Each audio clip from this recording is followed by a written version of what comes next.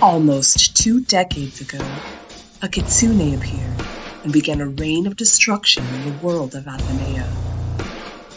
His intent was to slay the 9 gods of the realm, and he nearly succeeded. Called the GodSlayer, he left many of the kingdoms of Athenea devastated or oppressed in his rampage.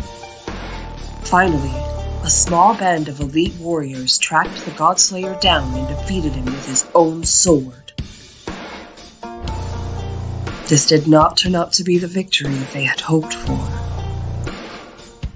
Upon his death, it was revealed that the GodSlayer was possessed by one of the Yama Kings of the Thousand Hells.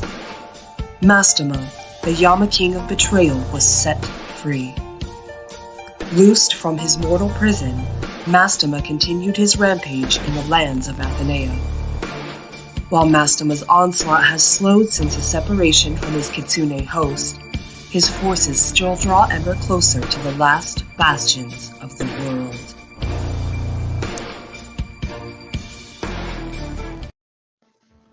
All right, look at that.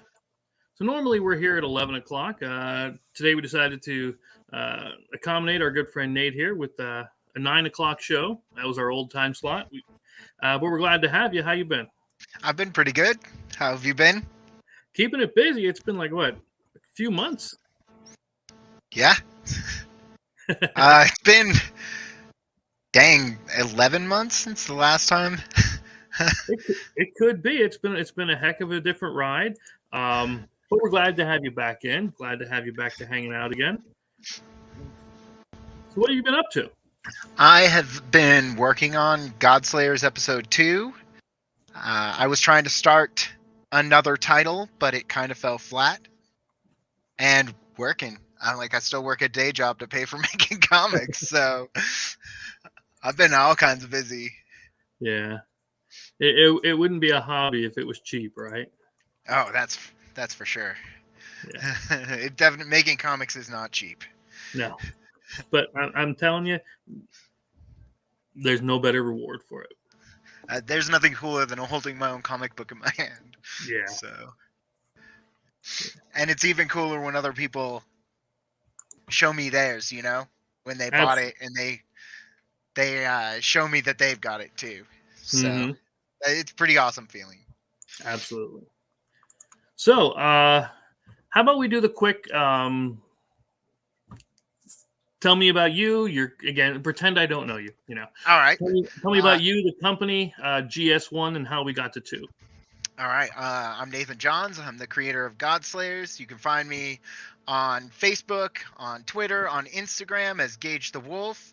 And then my business page on Facebook is Tenebrous Anima Comics. That's my comic book label. GodSlayers episode 1 was just an idea I got after sitting and talking with my brother, creating D&D characters, and I wrote it up as a Netflix anime script to do an animated show. And then I kind of decided I didn't want to just have it wind up on a desk somewhere not looked at. And I was watching a bunch of other creators making comic books, and I thought, I would love to do that. And I had been working with an artist. I'm a big time role player, and he had done some work for me of party group shots from my role players as Christmas presents and stuff like that. And I was just like, do you want to make a comic book? And he was like, nah, I'm making a comic book. And that didn't work out, and we wound up making a comic book together. And GodSlayers episode 1 is follows a necromancer named Dustin Spellbinder, and his world is under siege by a Yama King, a demon who calls himself Mastema, and he years before had possessed a kitsune and was released from it during a battle in which he was struck with his own sword, the GodSlayer sword. And Dust wants to wield the GodSlayer sword to slay the Yama King, and in order to do so, he believes he has to wake the Yama King's old vessel. And so that's where our storyline opens up, is with them waking the GodSlayer. Nice. One thing I've always wanted, because I'm the first one to admit that I am a very Americanized style of comics, whether it's superheroes, horror, and so on. How hard is it for you to keep all of the lore and the traditions straight, especially with the naming conventions? I have a ton of stuff written down, so I'm a pretty crazy writer. I write all the time, and so I just allotted some of that to getting down the information for GodSlayers, and like I said, I was working on a second title. I run a role-playing game every Sunday from noon to 8, and I just write for all of that constantly. Online? So no, we role play in my living room. I have 7 players who've been coming to my house every Sunday for the last 2 years for this game, and I had a whole different group before that. Yeah, I tried to get Kat into role playing, the wife, and she is definitely not into it. In fact, we tried a bunch. We even have some episodes on about it with her in it, and she's not having it. I even wrote Slaughterville, the RPG, which I showed you a little bit earlier. And oh yeah, I was looking at that. That looks cool. She's not even having that. So I got super lucky. I was saying the other day on a show that I am the spoiled game master. My wife plays, and so that's never been a contention point. Mm-hmm. Like, in fact, she's one of the driving forces. Like, she'll schedule it so I don't have to. It's just my job to run it. And so, like, and then my players are pretty loyal. Like I said, they come every Sunday. And I just updated this image today. I was going to say, should I refresh or? No, it was like smack dab on her face before. So if anybody's already seen this, there are updates now. I am putting on lettered pages. I am putting on finished artwork. I am taking down the samples, and you will see what you are buying. That is something I've been. I like to ask a lot of people when we do these with the comics. How important is it for you when you're looking at a campaign to see the story itself as well as the art? So when I look at campaigns, I look for an interesting story and and I'm always looking for interesting art. I just love the art. Like, that's my favorite thing about making comics right now, is collecting the art, and I need to kind of calm down on that. But I like to see that stuff. The lettering on the pages, I haven't even noticed, but after I posted mine, I went back and checked some, and I've seen pages without lettering, and I hadn't even noticed. For me as a creator, it was driving me crazy not having lettering up. I like this shot here. Yep, looking up. Yep. I like that. And it was Mario, right? Mario A. Barraza. He's got great perspective on these. And we draw these out together, and then he refines the panels and gets them down. And I remember something from last time, a certain sketchbook. Oh, yeah, I still have it, too. Oh, yeah. Like, it's got episode 2 added to it now. Nice. It's good. And then we had our LC Fritas cover. I'm working on changing that one. I actually have the finished version with the lettering moved over a little bit. Get the letters off the booty. Yep, get the letters off the booty. And then our pinup cover, I've got this one. I'll be reposting the art tonight. And then this is kind of my jab at the bad girl comics, the sexy girl pinups. Yep. And I was like, I think I mentioned this to you when we were doing shows when I was doing GodSlayers 1, that I wanted to do a dude pinup just to kind of balance it out. And this is the Sexy Necromancer pinup by Anna Rajo. The Necromancer. Yep. Good old Pete. This is Pete's. GodSlayers cover, and I actually, so this is gonna be weird because I haven't actually checked my camera setup, but wow, I got that art right there. Nice. And so when he sent this to me, I opened it up and I pulled it out and I was like, yes. And so I texted him, was like, this is awesome looking. I want to do this as a foil cover. And he was like, what? This is a cover? And so he refixed it up for me and got it all ready for trade dressing. Okay. And then So our you're doing- Barraza tier, we only have one of these left. So this has our 80s action cover on the end on the right. Mhm. I only had 3 of those left after GodSlayers episode 1. So Wow. the Barraza tier, this is all of his covers, which are his 2 main covers in the variant. And the wraparound. Yep. Very good. And then these are our Bella tier. This is all of our Bella pinup covers, including Elsie Fritas, Greg Bo Watson, and Courtney Rose down on the end. And I have a limited number of these too, because I only had 11 of Courtney Rose's covers when I finished with GodSlayers 1. So I was only able to make 11 sets of those 3. How many covers do you have for this one? I have 5. I have the Mario A. Barraza wraparound cover. Yep. I have the Elsie Fritas Godslayer Awakened cover.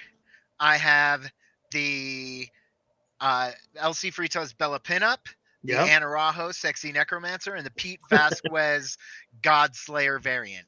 And then we added the foils. So if you get the Silver Conquerors tier, it is 6 books, but it's Pete's cover regular and Pete's cover foil. Excellent. Now you said this is, well, I have episode 1 around here somewhere. And then of course episode 2 is this one. How many do you have planned out?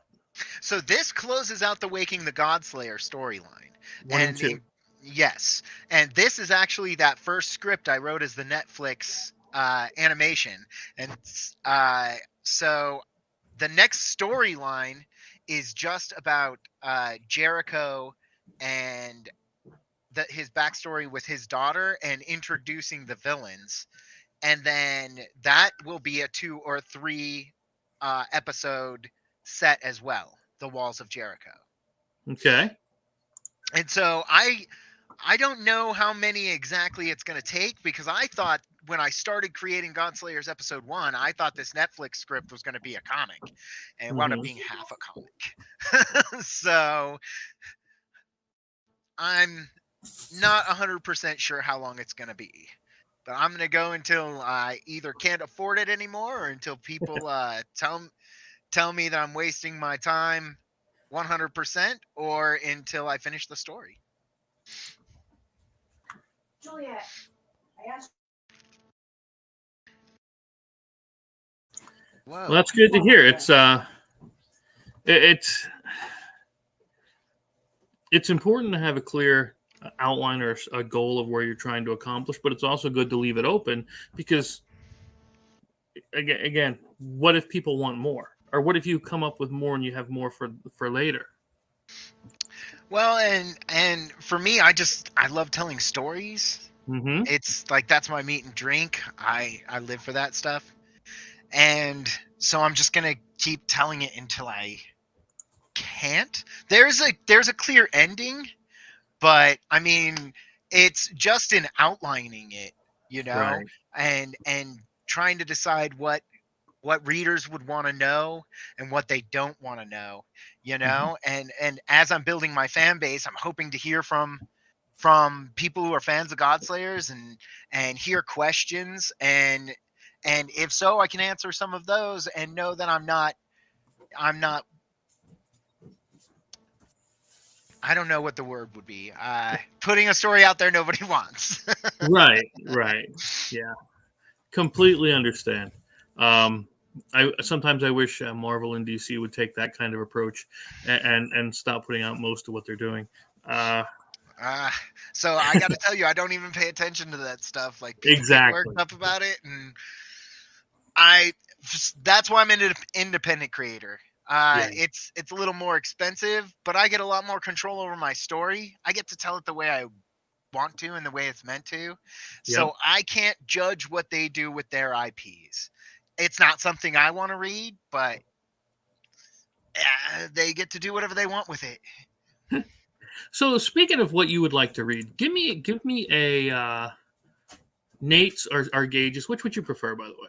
I'm good with either one. Either. That's why Okay. they're both up there. I'm used to you as Nate, so I mean that's just what. Yeah, that's fine. Give me your ideal or perfect genre style of story. Fantasy. I mean, really, that's what I do. I do fantasy stuff. I like sci-fi. I've written sci-fi stories. I've written like dark urban fantasy style stuff. But fantasy's what that's what I'm really into. Nice. Are you talking like Dresden style of urban fantasy thing? Oh yeah, yeah. If you play like I said, I'm a role player. White Wolf Games or Werewolf the Apocalypse, they're all urban dark fantasy stuff. So Yeah. Okay, so let's see. We got the campaign up. We did that. How many pages is this one? If I didn't, 24. 24. 24 pages again. Yes. Okay. 20, How important? Go ahead. No. So 24 pages tends to be where I'm at, where I'm like, I've got a good stopping point, and I'm not absolutely broke before I try to make some money off the book. So Right. and this time I bought a lot of extra art, and not only that, but like a lot of the other comic book creators I've talked to and stuff, like 24 pages tends to be a good comic book length. So Okay. I was kind of wondering the same kind of thing because my first one was 52. The next one was in the 60s. dang. And I think this one's going to be in the 60s as well. And how do you feel about adjustable book length? Like, would you have to always stick to 24 no matter what, or would you be willing to go up to 28 or to 26? I'm gonna pick the best stopping point for the story, and as an indie creator, I can do as many as I want. So, when I was writing my other title, I was writing it as a 32, but 2 of the pages were art pages, and so it would have been a 30-page book. I didn't run into any struggles with the page length so much, but 24 just worked really great for the GodSlayers episode 1 and 2 story. So I guess I'd have to see as I went on. And again, like I'm paying for this with my day job, so True. So trying to get a little of that back before I start the next one to pay for pages helps a lot. Yeah, I've done something similar where it's I think it's going to be a certain number of pages, and then the story just tells me differently. You know what I mean? Yeah. I'd be down to see GodSlayers get longer, but I have a limited budget for creation that I have to kind of stay in, and I was not 100% on doing that either. With GodSlayers episode 2, because I started grabbing stuff for GodSlayers episode 3 already. Yeah. But that's kind of where I'm at with how far I can get in pages, and that can increase as I build my fan base and fund better and stuff like that. So, and I'm still learning marketing. I'm still learning to do a lot of the managing of my files and that stuff. So, I mean, I was on a potato up until GodSlayers episode 1 funded. So, all right. Let's see. Now I know everybody's creative process is different, and I don't see what I like to do with these things is I don't want it to sound canned, you know, and I don't want to ask everybody the same questions over and over and over again. So I'm going to ask you something I've never asked anybody. Tell me your creative process. How do you evaluate your story or come up with it and from conception to go? So I have an outline of what I want to tell in the story, and then I draw my pages myself too. Mm-hmm. So I sit down and I start drawing that, and then so I do this in like 3 different parts. I have uh, an outline with like some paragraphs and some that sounds like a cool line. I'll put that in there to add in when I go, and then I do the drawing, and that has my lines on it and stuff. When I give that to Mario, like my lettering, and then Mario does the artwork, and I come back and do the lettering script afterwards again to kind of match it to the artwork. And to really sharpen my story, I guess. Okay. And the way it flows. So that's kind of my process. Seems almost like a blend of the traditional and the Marvel method. A little bit, except that there's only 2 of us. Well, yeah.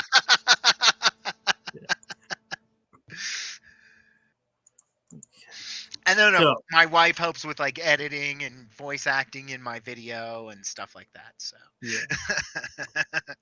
yeah, it's always good to have help with it, and somebody that's there that's willing to give you the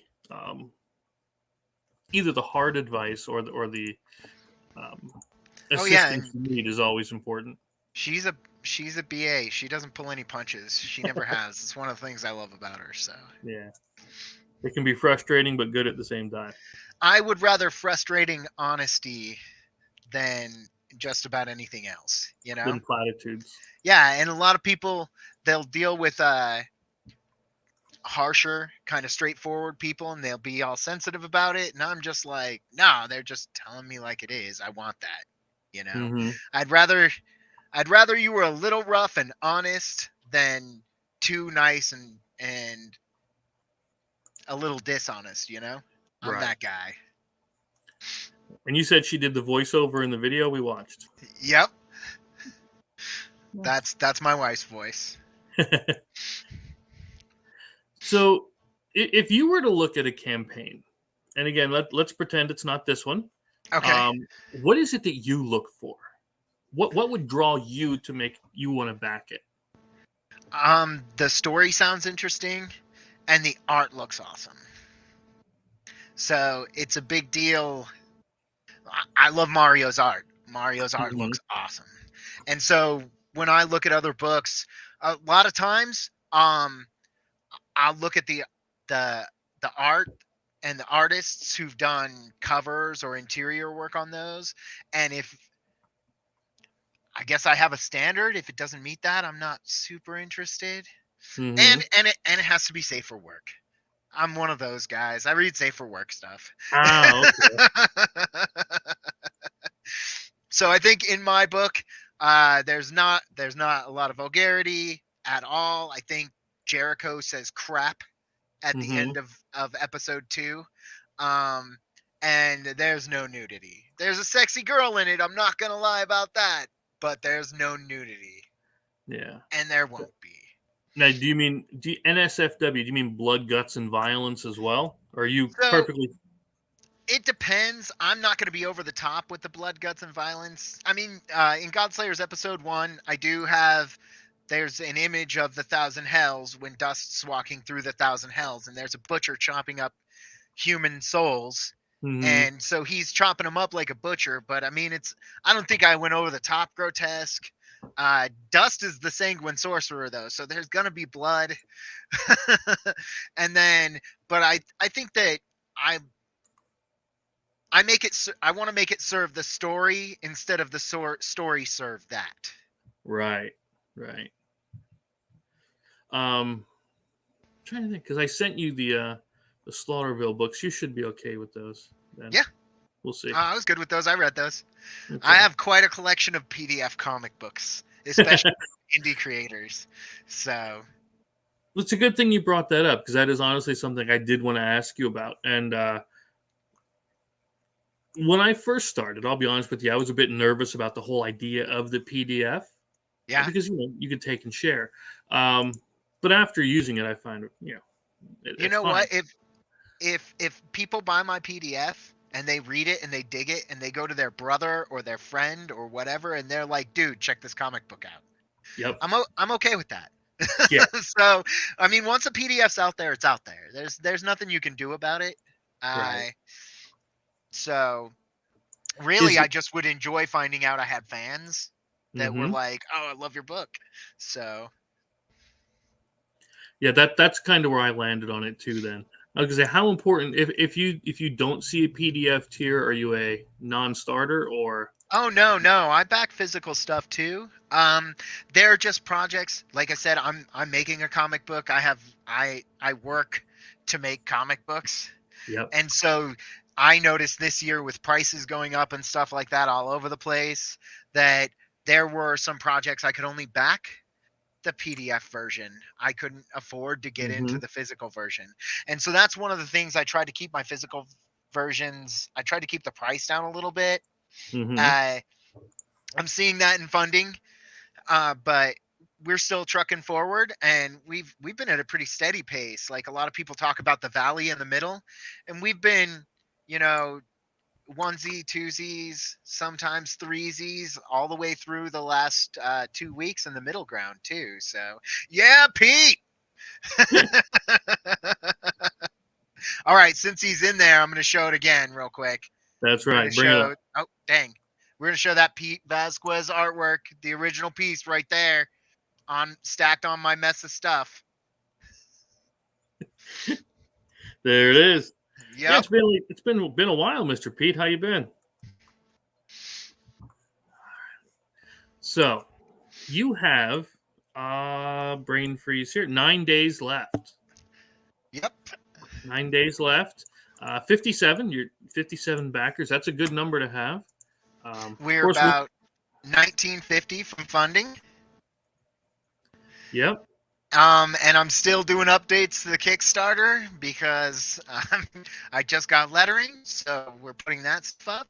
And I have a couple of prints I want to add. If we can, so I've been saying on shows, if we can hit and have the prints off of there, I want to add. There's a print that we're in the backer update, and a Mario A. Barraza print that I'll be selling at Silver Age Comic Con here in Reno on July 8th. And I'll add those to people's purchases on this too, on their backing. Show the sketch cover. That I'm thing's working on it. gone, man. Yeah, So I sold opened in up a like Mario, or I opened up a Pete Vasquez. Sorry about that, Pete. Pete Vasquez exclusive tier, and it's down a little lower. it is. And there's pictures of it on there, and it sold out immediately. I posted it up. I didn't even find it. It was gone. So I had a post for Facebook. I had a post to go in updates, and I posted up there and went to do some of my posting on Facebook, and it was gone. Yeah, well, he'll have to get another cover in there for you. With 9 days to go, look, he can crank that out. I've seen Pete's work. He can crank that out in no time. He's got this. So what are your plans for the last push? I'm just gonna keep doing what I've been doing, posting on Facebook, trying to get on shows, posting on Twitter, which I think it's a dead zone. Like I get no traction on Twitter at all. No sleep, Pete. You got to keep drawing. That's it. Nothing else you can do is just keep drawing. Keep the pencil going, even in your sleep. He's perpetually got that pencil going, man. That's right. One of the hardest working artists I know. Good man. Good man. That's what he is. So yeah, I think another one of the how speaking of the good piece that you have sitting behind you, right? I have a couple of original pieces from mine. What are your thoughts on offering something like that during a campaign? So I would do that, but I don't want to give it up. So Yeah. I'm an art collector. Like I said, before Mario and I were doing this comic book, I bought images from him, and I've got 5 of those on my living room wall. And eventually they'll go in my study when I get my studio set up for doing my comic work and my shows and stuff like that. They'll be framed and put up in my uh, area. So this piece is added going up with Mario stuff. Sell everything.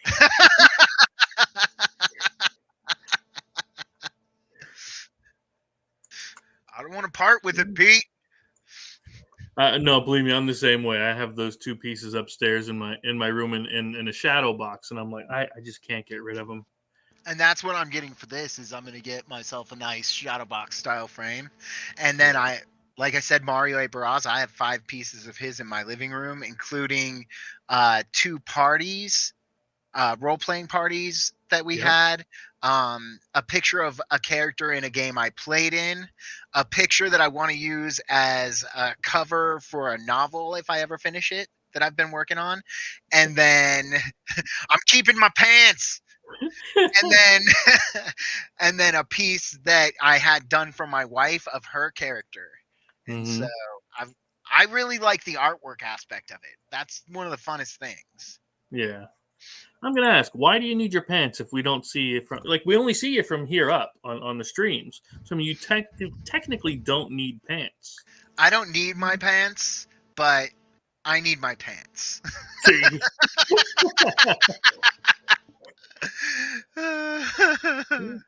But I like the idea of that foil cover. That was a good idea for this one. That and silver it's such a great looking cover for it. That's it the is. best part. So this is done in dip pen, and then it is.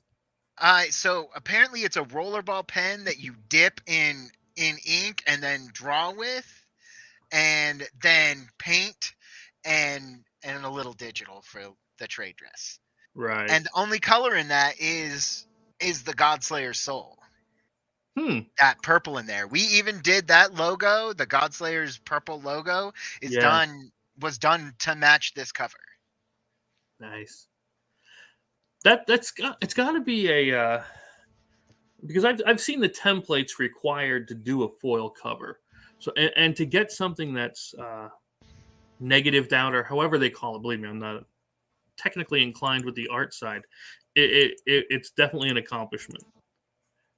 Should we just give Pete just get him in? See, he says, yeah, send him the link. It's a 102 crow quill and a brush, ink, and water. See, I didn't even really understand. He needs to that sounds like an actual feather to me. It just might be. It just in my fantasy world, it now is. Yep. I said I can go hunt the crows quick. I got the gun and I got the big sexy outdoor stuff. We can go hunt the crows, get him all the quills he wants. I can get all day. Yeah, it was good hanging out with those guys and.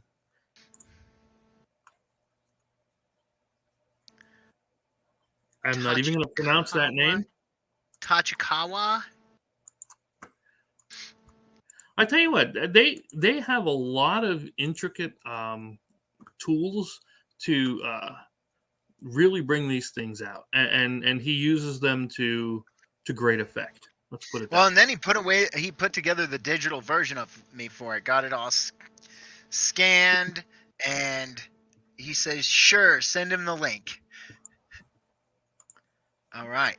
Let me get. Yeah. Just give me one. Invite. Copy sizzles. Yeah. Oh, you got it for him? I was getting it. Yeah. All right. Cool. Yeah. Hang that. Choo chow. Because I haven't spoken to Pete in like forever in 3 days. Pete. I talk to Max all the time. I talk to Max all the time too. Max is probably. There it is. I hit him up more than probably anybody but Pete. And Pete and I talk pretty regularly too. I wouldn't say daily, but pretty damn close to it. Yeah. When he gets in, I'll show him this thing. Because I know I showed you. I want to show him. I don't know if you got to see it, but yeah, and again, so this is going to be going well for you, and I'm excited to see more of it. Not just the see that what I was asking you earlier. For me, I'm not an artist by any means, and I will never claim to be. And I respect everybody that can draw, because I've seen. Cause remember in on the first book that initial page with all the angled panels. Yeah, oh yeah.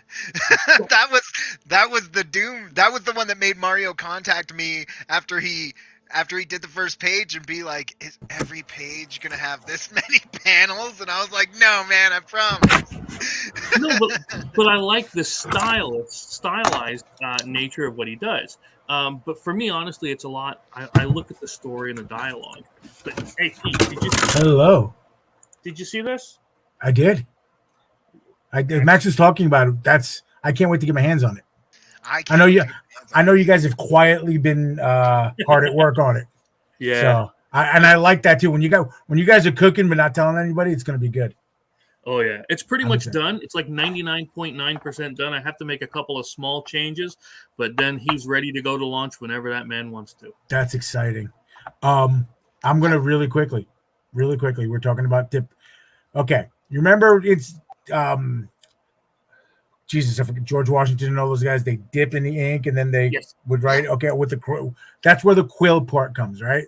So they're dirty as hell because they're super used, but these are dip pens quills. Okay. So the industry standard is the Hunt 102, which is what your Keith Williams and all those guys use and blah blah blah, which is great. I have found Japanese steel, because I do a lot of manga and anime type stuff with big thick lines and speed lines and stuff. There's a Maru pen, which I don't have with me, but this is a Tachikawa pen nib, and they come out and stuff. I just don't want to. And the steel is a lot harder, and it breaks down. It gets older and gets used up a lot slower. But the cool thing is I have 3 that I use at a time. A super sharp one like this one, so I get crisp, super sharp lines. A medium one, so you can get some, rounder type stuff. That at least I use it that way. Everybody's different. And then I have one that's just a nub, and I use that for my big fat lines and stuff like that. But brushes too. Mm-hmm. So that piece that I did for Gage. Okay, long story short, because I don't know if he told you this part, that I didn't know that was going to be a cover. I told him. I'm like, Jesus, okay. So a couple things had to change for that. But long story short, I said, okay, I want to do something different. And he wanted it to be badass and angry and stuff like that. So I was like, there's a piece I did of Tomohiro Shigaraki from My Hero Academia. He's like, could you do it something like that? And I'm like, yes, I can, because that's my wheelhouse. So I went in and I was like, okay, it's just black ink and water. That's all I used. And then a little white ink at the end. And we did a little purple watercolor for the GodSlayers soul. So wow. That's how that worked. Now, when he told me it was a cover, I was like, oh, this piece is massive. You're not getting this scanned in. Okay, let me go to work, because I also used to have a graphic design business. So I do a lot of, like when I do my own book there, Attack on Cookie there, I'm saving money by doing just about everything except the lettering. So and the writing, thank God. But so it's like, okay, so I took a high-res photo of the image, and I realized that we got to bring it down because he's going to want to have his trade dress up top. So if you see, if you even, Gage, can we flip to Gage so we can see? You can show the original? I'm not in that room right now. Bastard. Why would you leave your spot? Why would you leave your place when you're on a show? Why would you do that? Because it's cramped. Okay, there you go. That's fine. That's fine. That's perfect. If the original drawing goes up to about the GodSlayer's ears. Okay, so I was like, shit, I have to. Oh, excuse me, I'm sorry. I have to change that so you can put the trade dress up there. So if you scroll back up a little bit, everything from his ears up, I matched the color in actually Procreate on my iPad, and I created an ink wash brush, used black and gray, different opacities and stuff, so I could get it so it would blend with the rest of the image. So it looks like it fits. But that was all done. That extra piece was all done digitally, so he could make it a cover. Nice. Yeah, I was digging the watercolor feel from the back. I made first off on the bottom and down through everything. It actually was this brush, and then the rest of it, I made my own brush. Because I know a lot of designers do that. A lot of people who draw digitally do that. It's more fun to make your own brush.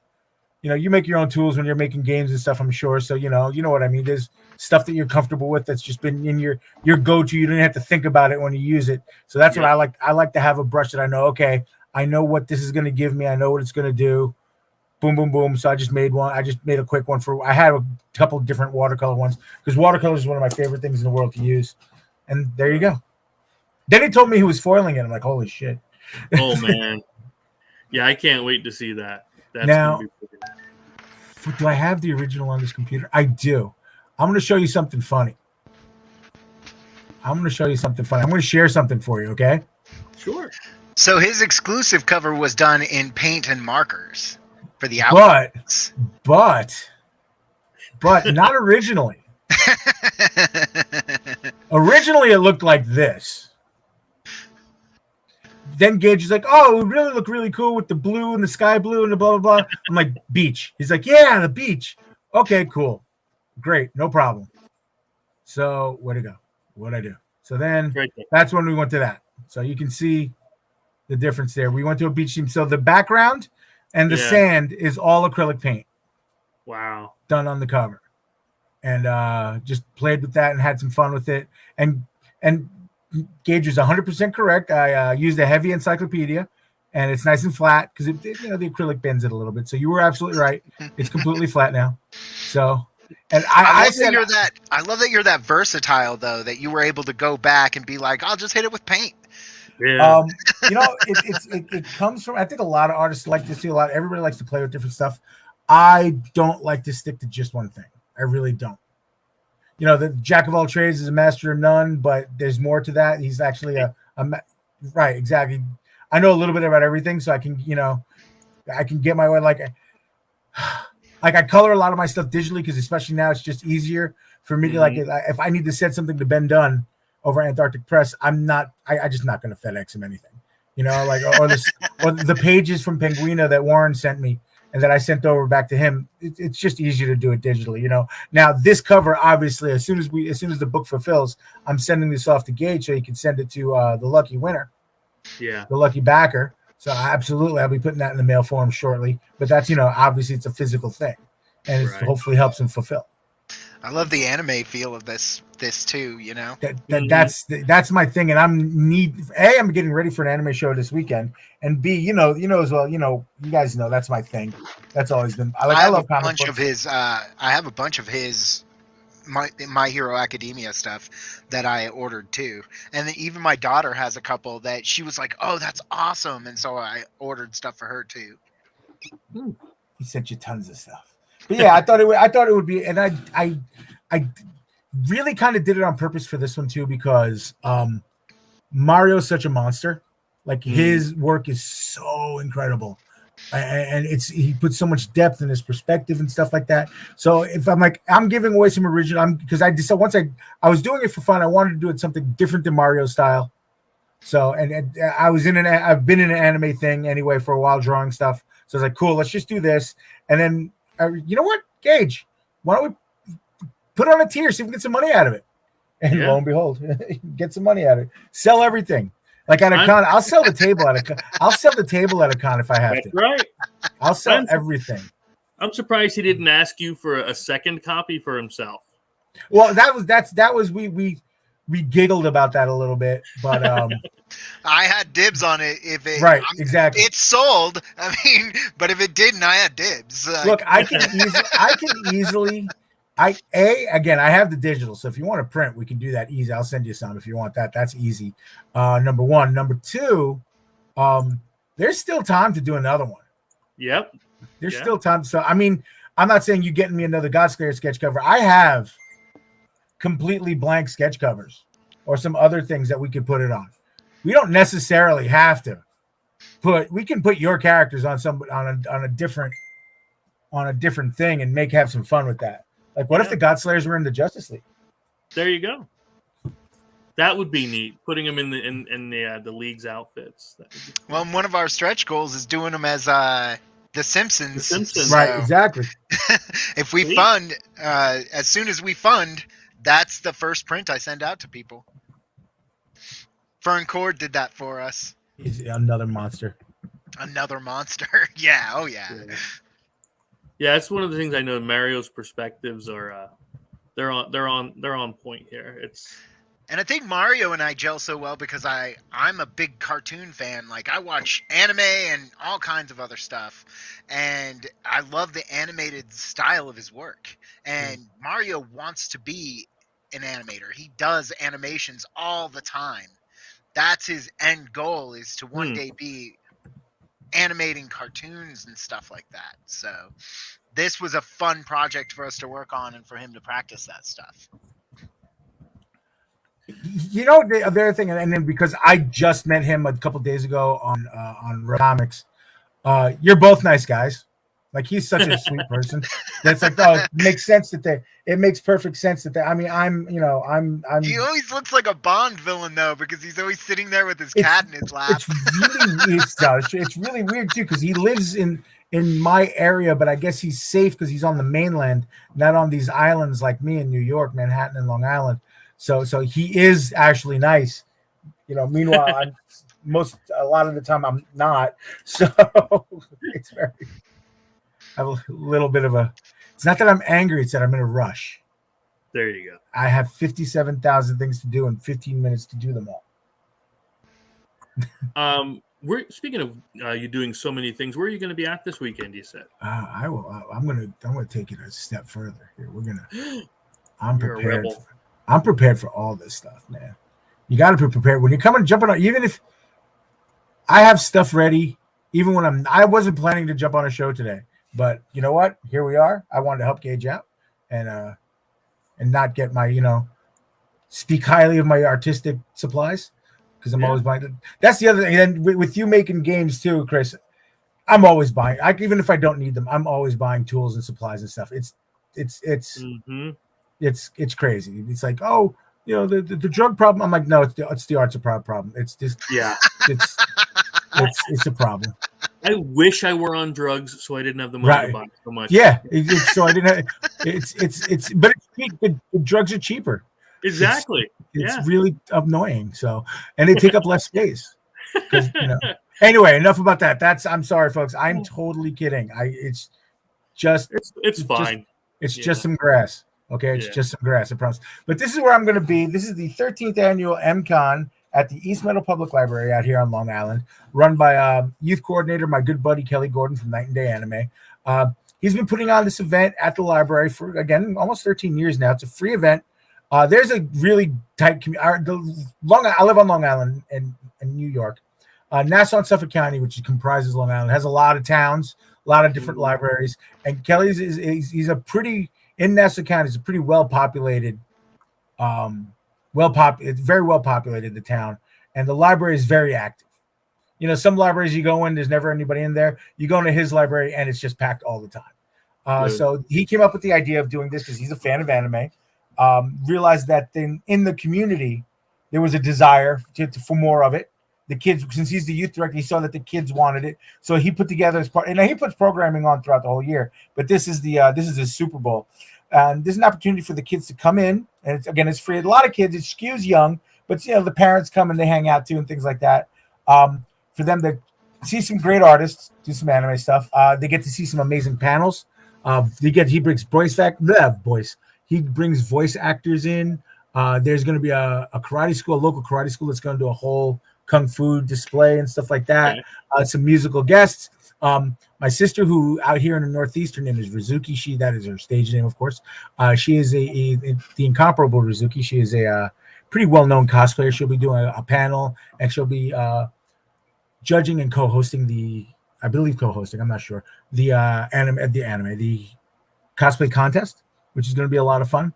Just a lot of cool things going on, and I always come loaded for bear for this show because I want the kids to get, or everybody to get, as many things as possible, or opportunity to see as much stuff as possible. Look, I really don't even care if anybody buys anything, to be completely honest with you. I just, it's really a really solid give back time. And I was telling Gage, in the beginning of the year, we do a couple things and we have a little bit of a time off. And then April really starts con season for me usually. Well, I'll be doing 2 to 3 shows a month up until November. You know, it's just like, let's go. Yep. So you can always get another pencil, sign that, sell that too. Right, exactly. So yeah, and I will. And then just so everybody knows, the weekend after that, I'll be at the Sachem Public Library doing the same exact thing. So I love doing these because they're great for the community. Giving back, you talk, because there's a lot. The big one, you're going to meet, and Gage, you're going to start to see this, and Chris, I'm sure you've seen this when you go to show. I know you've gone to a few shows. Oh yeah. You'll get a lot of parents who ask how you got into this. Mm-hmm. Oh, because my kid is into, for your kid, but my kid's into Dungeons and Dragons or role playing or games and stuff like that. My kid wants to write. My kid likes to draw, but I know nothing about it.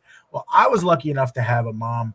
My mom was super and still is super incredibly supportive of me drawing since I could hold a crayon, right?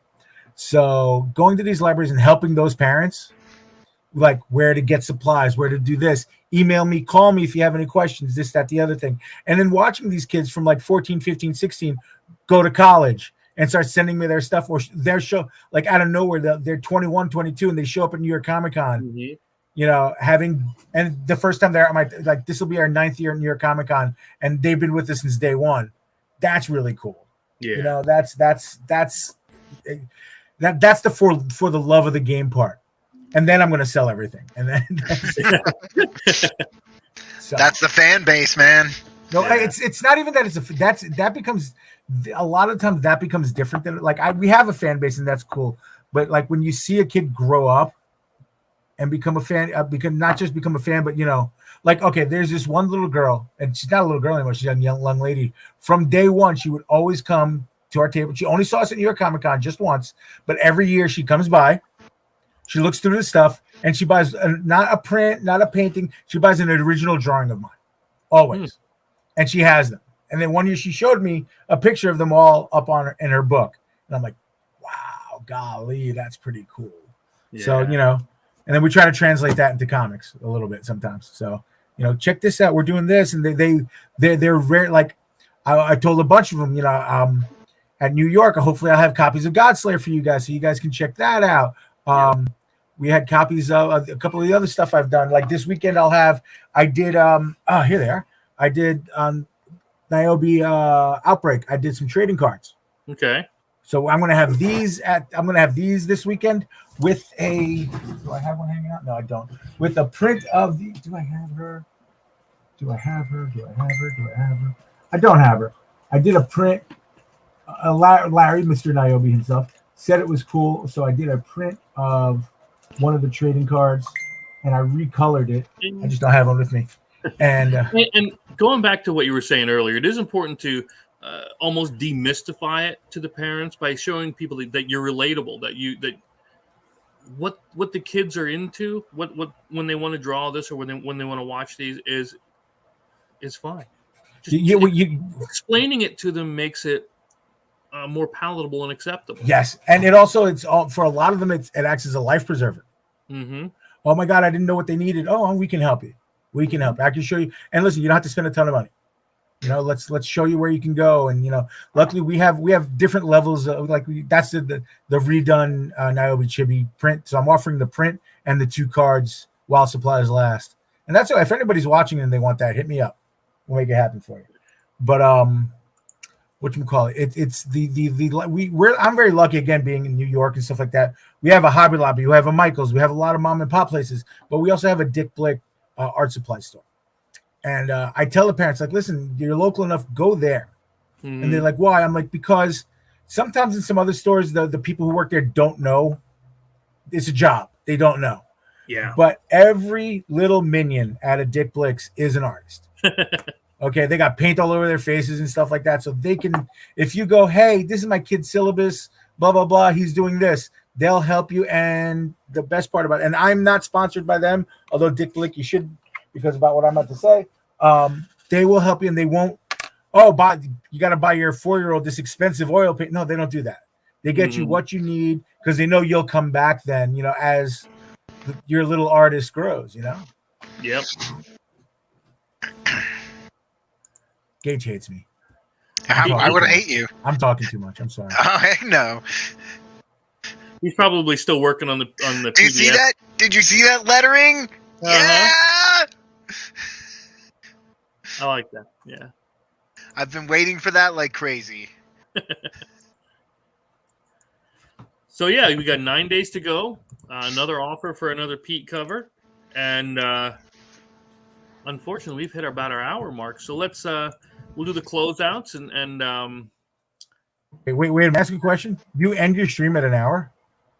yeah, usually yes. Wow. I did 4 hours the other night. God bless you. I wish I could get 4 hours in. I did a 7-hour stream drawing a couple months ago. Really? Yeah. Once you get going on a piece of paper, it's stupid. I'm sure. Yeah. When you get, I've watched you do these. To be honest, I have seen you do them where it's just it mesmerizes you because you get following along with what you're doing, and then I just lose track of time. I've done that. I've watched Pete just sit and draw. This guy right here. This is the sneak peek at a piece for Warren Brown's Joe and Sig, and this started as a square in the middle on that 4-hour stream. You can ask our buddy Max DeVille was there for most of it. He just watched me drawing tentacles all day long for 4 hours until I finally got it. I just made a mess.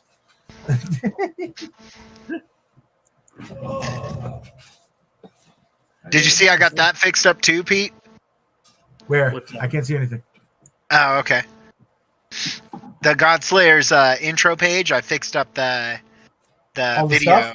Oh, good. I'm still getting all the art replaced, all the sample art replaced with the done trade dress. I'm working on that stuff now. Sell it all. Yep. Sell it all. That's right. Sell everything. $900, man. Let's go. That's all you got. That's all you need. Sell it all. So, where are you going to be at next, Nate? Gage? Yeah, you know. Fred. Jim. So I'm probably going to be jumping on Niobe's show a little later. You can also find me on Tenebris Anima Comics on Facebook. I'm posting GodSlayers stuff there pretty regularly, and then you can find me at Gage the Wolf on Facebook, at Gage the Wolf on Twitter, and at Gage the Wolf on Instagram. I'm not super active on Instagram because I'm learning it, but I'm getting there. we have to have a little bit of a class. Yeah, I have three suggestions that can help you. We did have a little bit of a class. That's how come I've With got who? stuff posted up there now. You and me. You didn't listen. You didn't listen. I almost died there. Hashtags, man. You need hashtags. Yeah, big time. You need hashtags. And drop some YouTube shorts in, man. That's gonna save your life. I swear to God. And you can transfer those shorts, and if you can make them under 90 seconds, you can get them. You can do them on Instagram too. No doubts. Yep. Yeah, it's You all can even- about using one video to pay for. Yep. You could even do basically, hey, I'm going to be doing this YouTube video, blah, blah, blah, and drop that on your Instagram to get that cross traffic. But that's a whole nother stream. So let's. Yeah, we'll get to that. We'll get to that on another one. So, are you going to be jumping on with him later, Pete? Yeah, probably. If I can get done what I need to get done, yeah, probably. All right. Why is none of my stuff working? It's been fun having everybody here hanging out again. We got to do it again. Let's say, tell everybody I said hey. Tell Max we will. We're ready to get going whenever he is, and we'll catch everybody next time. Yeah, thanks for having me on, man. Thank you. No problem. Yeah, if you need to come on again, or if you ever just want to hang out again, man, you know where I'm at. Oh, I would love to. That would be a lot of fun. I've been trying to convince Max to play that game with me, so maybe I'll have to try and convince you to play that game with me.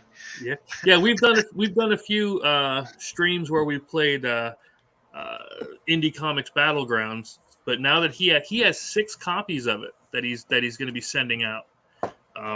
I only have the one, but I'll be glad to share it and show it with you then when we're ready. Sounds great. All righty, bud. We'll catch you in a while. Talk to you later, sir. Thank you so much. See you.